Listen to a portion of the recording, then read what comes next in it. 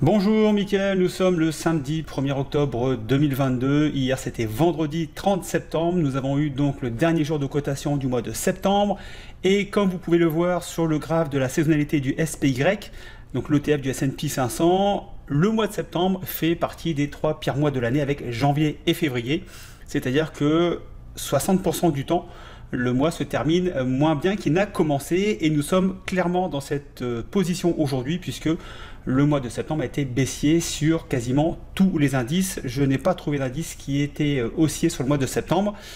Normalement, octobre devrait être un peu meilleur, c'est 50-50, c'est une chance sur deux. Clairement, septembre-octobre, ce ne sont pas les meilleurs mois de trading. Et par contre, sur novembre-décembre, là, on est sur du 75% du temps où le cours finit au-dessus du cours d'ouverture, donc du début du mois. Donc ça laisse quand même de belles perspectives pour la fin de l'année, sauf si bien sûr le marché a décidé autrement et a décidé d'aller beaucoup plus bas. Je pense que octobre va être assez compliqué, on risque d'aller voir des supports un petit peu plus en dessous que ceux atteints aujourd'hui. Je vous montre ça juste après sur le graphe du S&P 500. Avant de commencer cette analyse, je vous rappelle que la semaine prochaine, nous serons en formation présentielle à Paris, à Roissy, à l'hôtel Hyatt, donc le Regency Hyatt. Il reste une place, voilà, sur les 15 places que nous avions réservées, 14 personnes ont décidé de nous rejoindre, donc il reste une place. Si vous voulez profiter de ces 4 jours exceptionnels de formation aux options en présentiel, écoutez, dépêchez-vous puisque une fois que j'aurai 15 personnes, je clôture définitivement les inscriptions et il n'y aura pas de nouvelles formations en présentiel avant, je pense, au minimum octobre 2023. Sauf si j'ai beaucoup de demandes, mais je pense que la prochaine session aura lieu d'ici un an. Donc, si vous voulez en profiter, c'est maintenant ou jamais, pour les 12 prochains mois. Alors, concernant le S&P 500, alors je vais rester en monthly puisque là on vient de finir le mois de septembre. Et puis bon, allez voir en daily ou en weekly, ça va pas apporter grand chose puisque là on va faire que constater les dégâts. Vous voyez qu'au niveau du S&P 500, nous avons une volatilité de 13% sur ce mois de septembre, en sachant que nous avons eu une baisse de quasiment 9%. Voilà, donc je vais reprendre ici donc la volatilité totale. Nous avons une baisse cumulée de 25,5% depuis les plus hauts du mois de janvier, donc une très grosse baisse. Et vous voyez sur le graphique que on s'est pris une belle baisse au mois de juin. Juillet, on avait comblé un peu la baisse du mois de juin, et depuis le mois d'août, on perd quand même pas mal puisqu'on était à 4332. On est aujourd'hui à 3585 et je pense personnellement que ce n'est pas fini puisque je vous ai mis ici donc différents supports. Donc j'ai un support à 3540, on est à 3585, donc vraiment tout proche. Alors le support se voit pas trop sur le monthly mais beaucoup plus sur le daily et le weekly. On pourra aller faire un tour juste après. Mais je pense que le prochain support vraiment intéressant où là on aura peut-être cette sensation de capitulation, pour moi il est autour des 3002, ce qui nous représenterait encore une baisse potentielle de entre 10,5 et 11%. Alors ça peut aller assez vite, cette semaine on a perdu parfois 2,5-3%, donc elle est bien énervée. En une semaine on peut aller chercher les 10%, on fait capituler les derniers réticents, et puis après on repart sur ce qu'on appelle le fameux rallye de fin d'année pour le mois de novembre et décembre. Donc je pense que octobre va être intéressant à suivre avec notamment peut-être de belles perspectives concernant certains trades. Alors en parlant de trades, je vais tout de suite vous montrer, puisque il y a 15 jours je vous avais montré un trade. Donc c'était ici, donc c'était la dernière analyse et je vous avais donné ici un trade que j'avais mis en place sur XHB. Donc je vous ai expliqué comment j'allais procéder pour aller chercher du gain sur une valeur en baisse. Donc je vous avais dit que ce que j'allais faire et voilà, donc j'ai posté ici ma position que j'ai clôturée il y a 2 jours. Et entre le moment où j'ai posté la position sur le Discord et où j'ai fermé la position, c'est-à-dire il y a eu une semaine, on a pris quand même 62% de rentabilité. Vous voyez que avec les options, même quand ça baisse, on peut aller chercher des gains relativement importants. Alors je reviens ici sur le S&P 500. Donc on peut aller voir en weekly, peut-être pour essayer de vous faire remarquer les supports. Donc j'avais identifié ici un support, qui vaut ce qu'il vaut, autour des 3550, 3540. Donc là voilà, donc on est vraiment tout proche ici au 3585. Ensuite nous avons ici une zone de support autour des 3200. Voilà, qui a servi ici de zone un petit peu de tampon au niveau des 3200, 3300. Nous avons ici cette zone ici qui a servi de résistance, ici de support à plusieurs reprises. Voilà, bon, au niveau du weekly, vous voyez également que nous sommes alors pile poil sur la moyenne mobile 200 semaines. Nous sommes 3500, aujourd'hui on est combien? On est à 3585, 3540 pour le support, donc à 40 points près, on est sur une zone de support aujourd'hui. Est-ce que ce support va tenir? Il y a encore à mon avis du potentiel de baisse. Je voulais également vous montrer ces deux graphes. Voilà, ici c'est ce qu'on appelle donc l'indicateur de capitulation, c'est-à-dire que c'est à partir on essaye de voir à partir de quel moment les gens capitulent, vendent tout ce qu'ils ont à vendre. Ils en ont marre de voir des lignes rouges, donc ils vendent par désespoir. Et on peut s'apercevoir que au niveau de ce graphe, nous sommes actuellement à moins 2,05 et que une fois qu'on a descendu en dessous les moins 3, entre moins 3 et moins 4, on a quand même bien souvent une zone où après ça remonte. Donc je pense qu'il y a encore du potentiel à aller chercher pour aller chercher les derniers investisseurs qui seraient encore en lice et qui tiendraient encore la barre, mais qu'on va essayer d'aller essorer jusqu'au dernier. Donc à mon avis, il y a encore un potentiel de baisse. Quand on aura cet indicateur qui sera autour des 3, 3,5, là je pense que sérieusement, il faudra regarder les graphes à ce moment-là, mais je pense que sérieusement, on pourra commencer à regarder pour un rebond technique qui pourrait peut-être intervenir justement d'ici un mois pour ce fameux rallye du mois de novembre et décembre, pardon. Donc voilà, donc cet indicateur à surveiller, peut-être donc de bonnes choses à faire si on devait continuer la baisse sur le mois d'octobre et puis aller chercher les 3, les moins 3, moins 3,5, peut-être moins 4 et vous voyez qu'en dessous c'est quand même beaucoup plus rare. Alors on a eu effectivement des baisses importantes avec des indicateurs à moins 5, moins 6 notamment à Noël 2018 et pendant la crise du Covid, mais là on a eu des chutes vraiment très sévères en très peu de temps. Là la baisse est quand même un petit peu plus longue que les baisses très rapides qu'on a eu en 2018 et 2020, donc ça prend un peu plus de temps pour aller chercher donc les moins 3, moins 4 sur ce fameux indicateur de la capitulation. Alors, je voulais également vous montrer différents indices sur le nombre de sociétés qui sont en dessous de certaines moyennes mobiles. Donc là, vous avez le Russell 3000, et là, on peut s'apercevoir qu'à l'heure actuelle, il n'y a que 9% des sociétés qui composent le Russell 3000 qui ont leur prix au-dessus de la moyenne mobile 50 jours. Ça veut dire que vous avez 91% de sociétés aujourd'hui qui composent le Russell 3000 qui ont leur prix en dessous de la moyenne mobile 50 jours, qui est une moyenne mobile qui est regardée par les spécialistes au même titre que la 200, la 100 et donc la 50. Donc ça donne aussi une bonne indication et vous voyez que lorsque nous sommes sur des zones de entre 5 et 9%, et on a souvent également des rebonds. Donc il y a encore du potentiel de baisse à mon avis à aller chercher, mais là on est vraiment dans des zones vraiment basses sur différents indicateurs. Donc octobre risque d'être encore un peu secoué, mais je pense que là on arrive quand même un peu au bout. Alors si je reprends ici cet indicateur sur l'indice du Russell 3000, on peut également aller faire un tour ici où on verra exactement la même chose. Alors ici c'est sur le Nasdaq, donc sur les 100 sociétés qui composent le Nasdaq, et là donc ce sont le nombre de sociétés qui ont leur cours au-dessus de la moyenne mobile 200 jours, qui est vraiment une moyenne mobile qu'on appelle en béton, qui sert vraiment de support de façon assez importante. Et là on s'aperçoit aujourd'hui que il n'y a que 8,82% donc des 100 sociétés qui composent le Nasdaq 100 qui ont leur prix au-dessus de la moyenne mobile 200 jours. Voilà, donc là vous voyez que quasiment toutes les sociétés à 92% sont en dessous, ont leur prix en dessous de la moyenne mobile à 200 jours.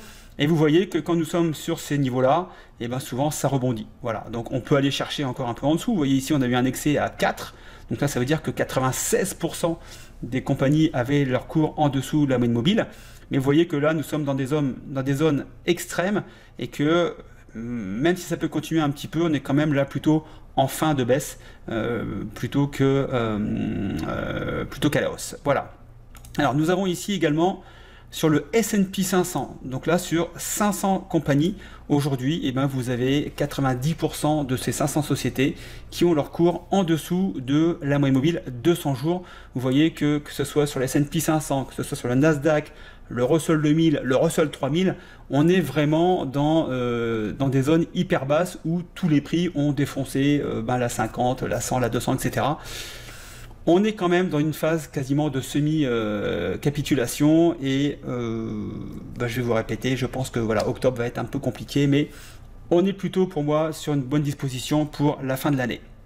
Voilà, hein, c'est un peu la méthode Coué, on se persuade que la fin de l'année va bien se passer. Alors je vais reprendre donc le S&P 500, voilà, donc ici donc, je vous ai montré donc, les différents supports que moi j'ai identifiés. Si vous en avez d'autres, eh ben, écoutez, n'hésitez pas à me les mettre dans les commentaires, hein, puisque j'ai peut-être loupé quelque chose, il n'y a pas de souci avec ça. Au niveau du QQQ, là vous voyez que on s'est pris, alors si je repasse en monthly, on s'est pris 14%, enfin quasiment 14,5% de baisse, avec ici un quasiment moins 35% depuis les plus hauts, donc c'est clairement le secteur qui mange le plus, si je peux me permettre l'expression.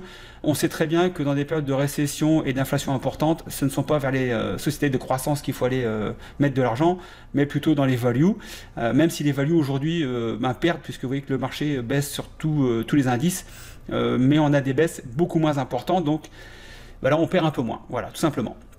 Alors, le Russell 2000, lui, le Russell 2000 a perdu également quasiment 35%. C'était un indicateur qui avait plutôt bien fonctionné, qui avait été plutôt performant par rapport au Nasdaq, et puis au QQQ, et puis là on s'aperçoit que là on s'est tapé une très très belle baisse sur le mois de septembre, puisque si je prends ici la baisse, on est sur une baisse de, voilà, quasiment moins 20% de volatilité, moins 16% de volatilité, avec une baisse de quasiment moins 11% sur le Russell 2000. Alors, avec toutes ces mauvaises nouvelles d'indicateurs qui descendent, nous avons quand même une bonne nouvelle, c'est qu'au niveau du VIX, vous voyez que là, on est toujours ici dans notre range haussier, dans notre canal haussier ici, et nous sommes sur un niveau de VIX relativement élevé, puisque nous sommes au-dessus des 30. Alors nous étions ici repartis sur une zone de support autour des 22, on avait même fait, je crois, donc c'était le mois dernier, au mois d'août on était redescendu à 19, et là on est remonté à 30. Écoutez, c'est de bonnes opportunités pour nous en tant que vendeurs de volatilité. Alors, il faut quand même être prudent, puisque quand on vend de la volatilité, il faut maîtriser son risque, c'est ce qu'on apprend notamment dans les formations, mais aujourd'hui ça nous permet notamment de faire des crédits call spread ou des crédits put spread avec des primes hyper intéressantes, tout en manageant notre risque. Voilà, donc aujourd'hui pour nous traders d'options, c'est plutôt une très bonne période. Donc vous voyez que le malheur des uns fait parfois le bonheur des autres, et c'est tant mieux pour nous. Alors au niveau des différents indicateurs, là c'est pareil, je vais rester en monthly. Alors ici, vous voyez qu'au niveau de XLV, on a cassé ce mois-ci ici donc une zone de support, on avait une zone de congestion et on a cassé le support de la zone de congestion. Ici donc on a une autre zone de support qui est nettement plus visible en daily, donc je vais vous la montrer en daily celle-ci. Voilà. Elle est un peu plus percutante en daily qu'en monthly. Donc vous voyez qu'ici on a une zone comprise entre les 118 et les 120. Donc on peut très bien, donc là pour l'instant on est juste ici en touch sur la résistance de cette petite zone de congestion ici comprise entre les 118 et les 121. On peut très bien aujourd'hui, puisque vous voyez qu'on a cassé la 200, on a cassé la 50, on est reparti baissier ici. Au niveau des indicateurs, on est également parti baissier, donc pour moi aujourd'hui il n'y a absolument pas de contre-indication à continuer la baisse sur les 118. En sachant que après on a les anciens plus bas autour des 110, donc encore un potentiel de baisse de quasiment 10-12%. On va aller voir ça sur le domaine XLV. Ouais, 10% à peu près. Alors c'est un peu moins que la baisse potentielle sur le S&P 500, quasiment similaire. Mais voilà, donc je pense que XLV aujourd'hui, même si au niveau de la roue sectorielle on est plutôt bien placé, puisqu'on a fait quelques positions sur MRK, sur GSK, sur Pfizer, etc. Donc qui sont en gain, donc pour l'instant on est plutôt satisfait, mais vous voyez que c'est assez compliqué en ce moment avec le mois de septembre qu'on vient de passer. XLP, si je repasse en monthly, alors là vous voyez que là, XLP, alors c'est assez surprenant, puisque donc c'est plutôt un secteur défensif, les consumer staples, et là vous voyez une magnifique bougie rouge, puisque là en termes de volatilité sur le mois de septembre on s'est pris 10%, et on a baissé de 8,49%. Alors c'est moins effectivement que le S&P 500, mais vous voyez que ça a servi légèrement de défensif, mais je ne pensais pas honnêtement qu'on allait baisser autant sur le domaine des consumer staples. J'ai quelques positions sur Coca-Cola, Colgate-Palmolive, Procter & Gamble, etc. Et pour l'instant, bon, ça se passe pas trop mal, mais je suis assez surpris que XLP ait descendu aussi rapidement. Donc sur ce mois de septembre, c'est vrai que j'aurais pensé qu'on serait un peu plus défensif que ça. Mais bon, vu qu'on manage notre risque, pour l'instant, on est toujours en positif sur les valeurs XLP. Et donc, il ne faudrait pas que ça baisse beaucoup plus bas. Mais pour l'instant, on n'est pas perdant sur ce genre de secteur. Est-ce qu'il faut aller pour l'instant sur XLP? Bah écoutez, moi je vais calmer un petit peu mon trading là sur le mois d'octobre. Je vais laisser venir les 15 premiers jours, en sachant qu'en plus la semaine prochaine, entre l'avion, la formation, etc., je vais être pas mal pris. Donc je vais juste regarder les graphes, mais je ne pense pas que je prendrai de position d'ici les 10-15 prochains jours. Ça va me laisser le temps de voir le comportement du marché.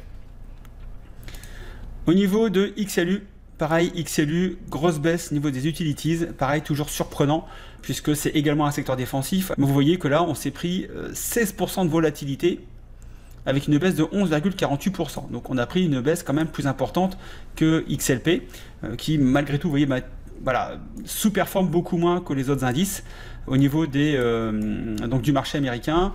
Au niveau de XLU, vous voyez, alors là on ne voit pas bien, je vais repasser en weekly, ce sera peut-être un peu plus visible, voilà. Donc là, on est à l'approche de la moyenne mobile à 200 jours, qui, si vous regardez sur l'historique, joue quand même pas trop mal ce rôle. Vous voyez, donc quand on s'en rapproche, on a plutôt tendance à rebondir. Bon, à part ici un épiphénomène avec le Covid en mars 2020, et ici, donc la crise des subprimes en 2008-2009. Mais vous voyez que depuis 2012, à part ici l'accident du Covid, vous voyez qu'on est quand même relativement haussier et toujours protégé par cette 200. Donc on n'est pas loin de la 200, donc petit potentiel de baisse encore.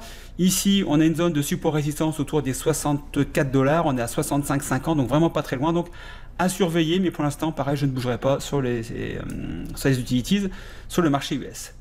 Au niveau des financières, je vais repasser en monthly.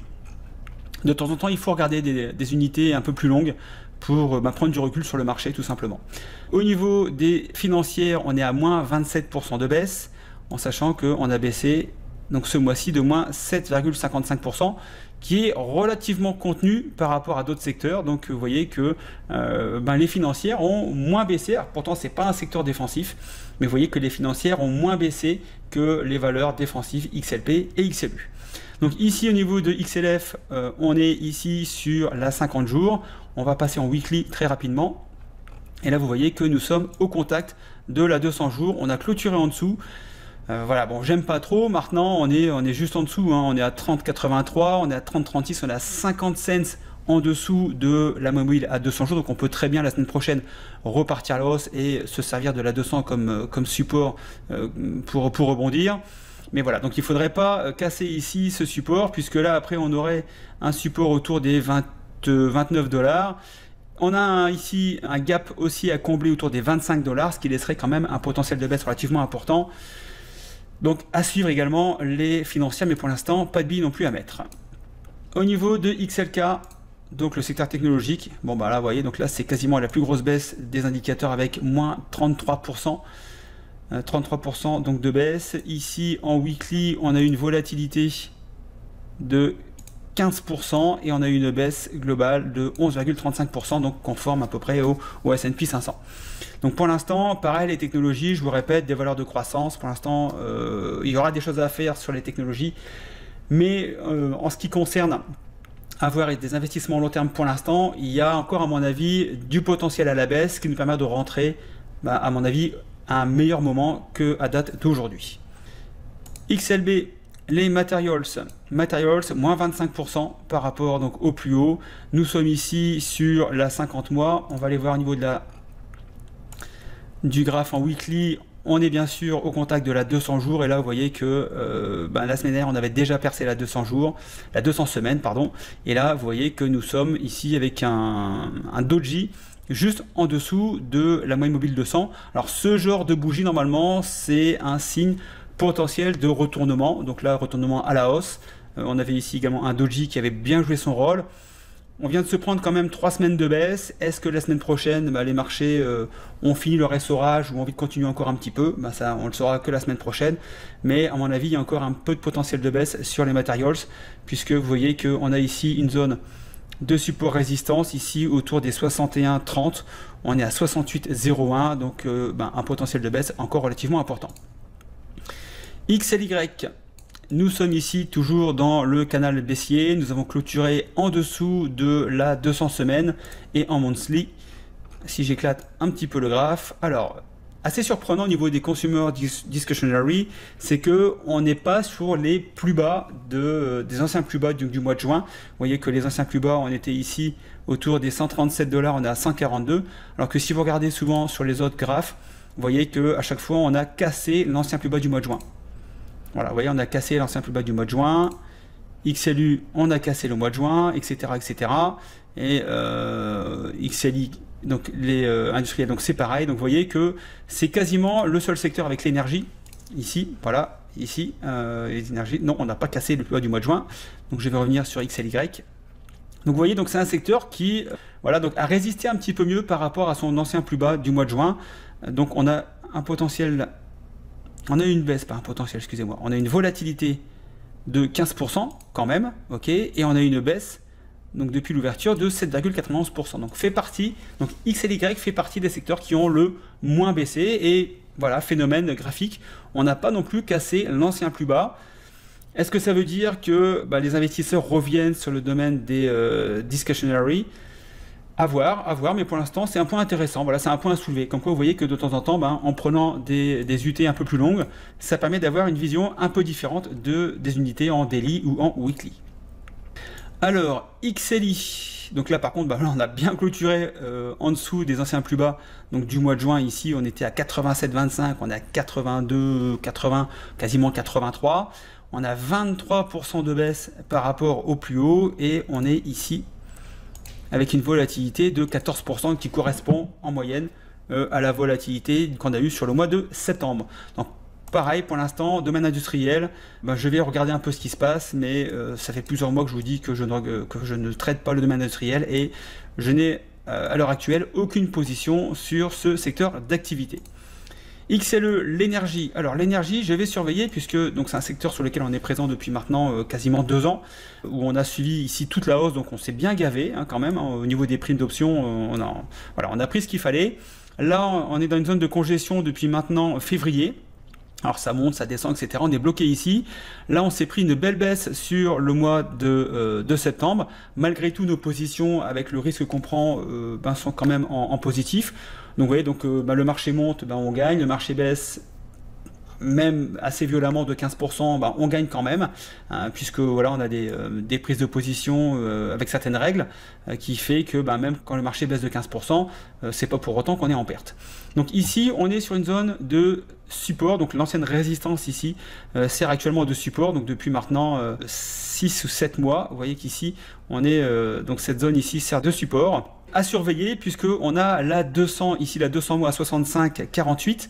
Donc il ne faudrait pas ici casser cette zone. En plus, vous voyez, c'est une zone ici qui est quand même relativement travaillée, support, résistance. Donc la zone des 65, 70, c'est une zone qui est relativement travaillée.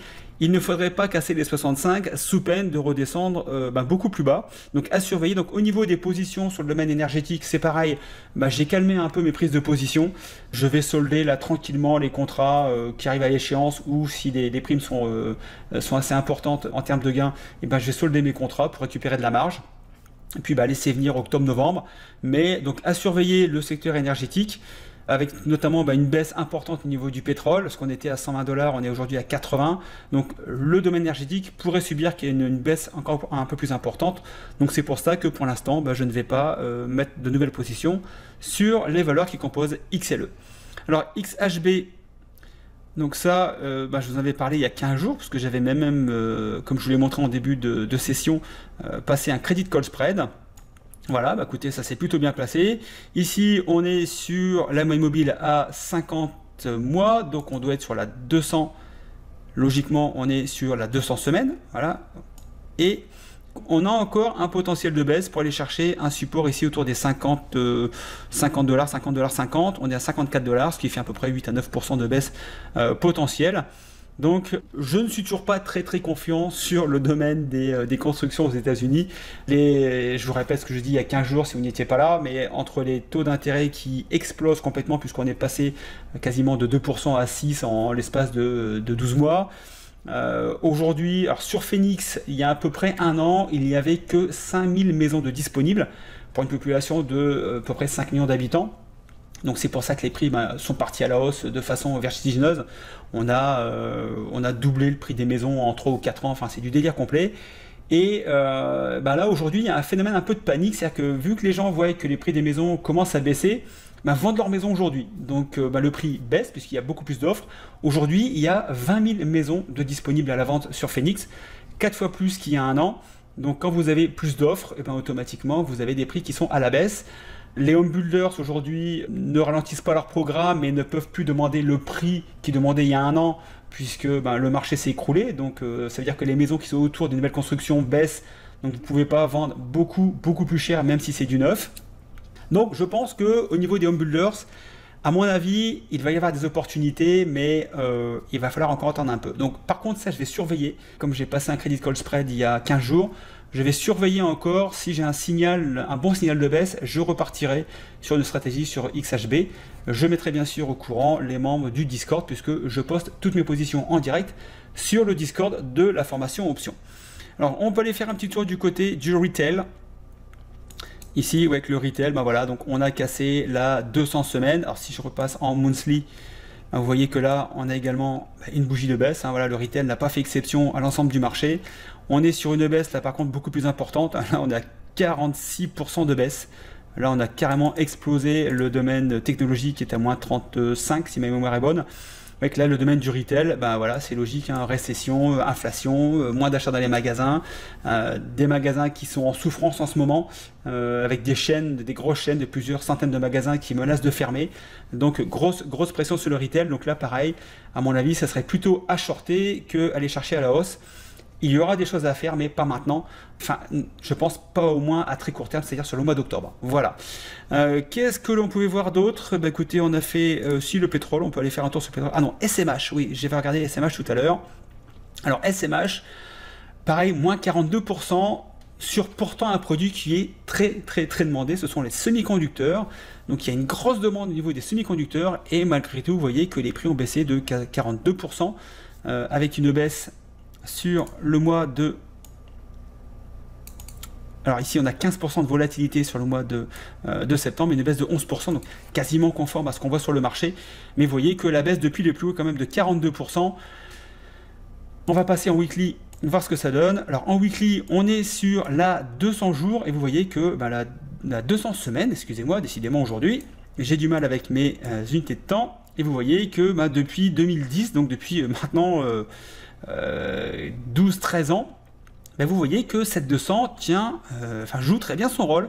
Même pendant la crise donc du Covid ici, on était venu retaper la 200, on n'avait pas percé comme sur pas mal de secteurs, donc la 200 avait très bien joué son rôle. Et là on revient sur la 200, même si on l'a percé un petit peu. Écoutez, pour moi le prochain support c'est les 153, on est à 185, ce qui nous laisserait une baisse potentielle d'encore 16%, ce qui me paraît encore énorme, mais pourquoi pas. Mais les valeurs qui composent SMH, donc qui font le secteur des semi-conducteurs, à surveiller parce que je pense qu'il va y avoir des bonnes opportunités, peut-être pas dès lundi matin, mais dans un avenir proche. Donc c'est un secteur qui va être à surveiller. Vous savez que Philippe et moi, on surveille ce secteur, donc quand on aura des bonnes indications ou des bons indicateurs qui nous disent ok, c'est le moment de rentrer, bien sûr on vous tiendra au courant. Voilà, donc j'en ai terminé, ça fait 30 minutes que je suis avec vous aujourd'hui. Bien sûr, la semaine prochaine, pas de billets donc fait par Philippe, puisque nous serons à partir de samedi matin et pour 4 jours en formation présentielle à Paris. Je vous rappelle qu'il reste une seule place. Donc si vous voulez nous joindre à nous, écoutez, vous m'envoyez un email très rapidement, puisque je prends l'avion lundi matin et avec les décalages horaires, etc., je ne serai pas disponible avant mardi après-midi, le temps d'arriver chez moi tranquillement dans le nord de la France, avant d'aller à Paris donc la semaine prochaine, puisque, petite également information que j'ai oublié de vous communiquer, vendredi prochain à 17h30, je ferai une conférence avec José sur les options donc au salon du trading. Je vous mettrai le lien du salon du trading dans la description. Mais si vous voulez avoir une conférence gratuite sur les options, bah, écoutez, on vous proposera 2 stratégies rémunératrices. Bah, je fais un petit peu teasing, je vous dis pas. Allez, venez voir et puis vous verrez de quoi on va parler. Donc pendant 1 heure, puis bien sûr on aura un petit débat questions-réponses. Donc ça c'est vendredi 7 octobre donc au salon du trading. Donc bah, venez si vous êtes dans le coin, bah, écoutez, venez nous dire un petit bonjour, voir un petit peu qui sont nos abonnés, ça me ferait plaisir de vous voir, de vous rencontrer et discuter 5 minutes. Et puis donc, bah, dès le samedi matin, pour 4 jours, nous serons en présentiel avec pour l'instant 14 personnes, j'espère une 15e.